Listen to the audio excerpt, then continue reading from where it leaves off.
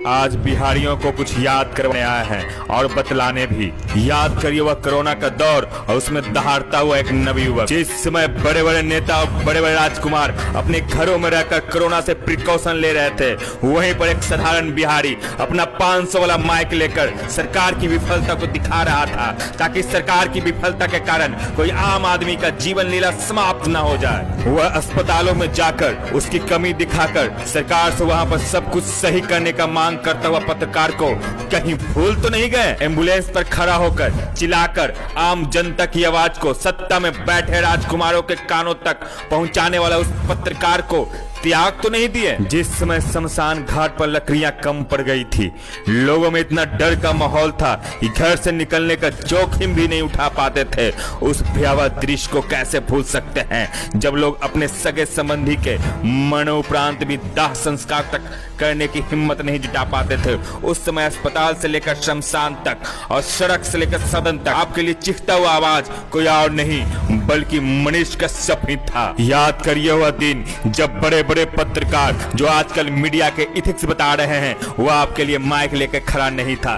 स्मरण करिए मधुबनी नरसंहार, जहां बड़े मीडिया शांत थी, वहीं सच तक वाले मनीष कश्यप के माइक पहुंची और उस नरसंहार में क्रांति आ गई और दोषियों को सजा मिल गई। जरा याद करिए पटना सिटी का जहरीली शराब कांड, जिसमें 5 लोग मरे थे और इंसाफ नहीं मिली थी, वहां पर खड़े होकर आवाज उठाया और दर्जनों अपराधी गिरफ्तार हो गए। कुछ याद है या भूलने की बीमारी है? याद है कैसे एक गरीब पत्रकार जिसे मीडिया का इथिक्स मालूम नहीं है, बार बार आपके लिए आवाज उठाया, आवाज बना, जिसे लोग एग्रेसिव आवाज भी कहते हैं। वह बार बार आपकी आवाज सदन तक पहुंचाने के लिए अपने आप को आग में झोंक देता। बिहार में कोई भी घटना हो, दुर्घटना हो, जहां इंसाफ नहीं मिलता, वहां से सिर्फ एक ही आवाज आती, मनीष कश्यप को बुला दो। चाहे वह किसी अपराधी के द्वारा किया गया हत्या हो, चाहे वह भ्रष्ट तंत्र के द्वारा किया गया भ्रष्टाचार हो, छात्रों की हक की बात हो, यही 500 वाला माइक ले जाकर आपको बार बार इंसाफ दिलाया। जो भूल गए आप उस मनीष कश्यप को, अगर भूल जाइएगा उस मनीष कश्यप को, तो आने वाला कल में आप राजनीतिक पार्टियों का गुलाम बनकर रह जाइएगा। अगर भूल जाइएगा उस मनीष कश्यप को जो आपके लिए आवाज बनने के चक्कर में अपना सबत्र नौछावर कर दिया और अपने आप को बर्बादी के कगार पर लाकर खड़ा कर दिया ताकि बिहार बर्बाद ना हो सके,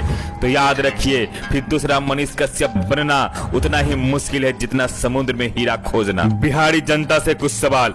बिहार का नेता कैसा होना चाहिए? वह जो कभी संघर्ष नहीं किया, यह वह जो संघर्ष के लिए ही बना है एवं संघर्ष का दूसरा नाम ही है, जिसे पता है कि छात्रों के भविष्य को कैसे संभाला जाए, जिसे पता है कि बेरोजगारों को रोजगार देने के लिए कैसी योजना बनाया जाए, जिसे यह भी पता है कि भ्रष्टाचार को नियंत्रण करने के लिए क्या करना चाहिए, जिसे यह भी पता है कि गरीब किसानों के हक की बात करने के लिए कैसी योजना बनानी होगी, जिसे बिहार को संभालने की पूरी नीति पता है, उसे बिहार का नेता बनना चाहिए।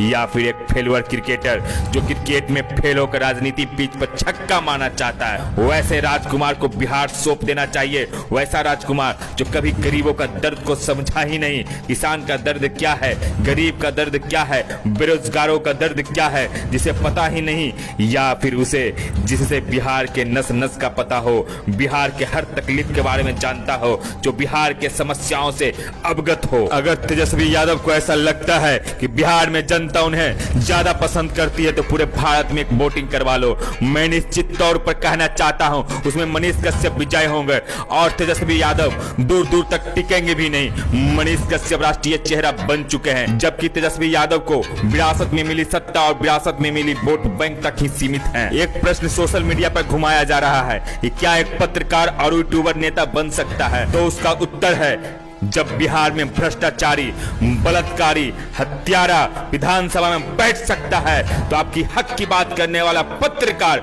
मनीष कश्यप क्यों नहीं बैठ सकता है? जरा कल्पना करिए, जब यह व्यक्ति विधानसभा में बैठेगा और अपने अंदाज में सत्ता के शीर्ष पर बैठे राजकुमारों से सवाल करेगा, तो विधानसभा का नजारा कैसा होगा? और जब जनता के सवाल जब सत्ता के शीर्ष पर बैठे लोगों के कान में चुभने लगेगी, तो भविष्य का बिहार कैसा होगा?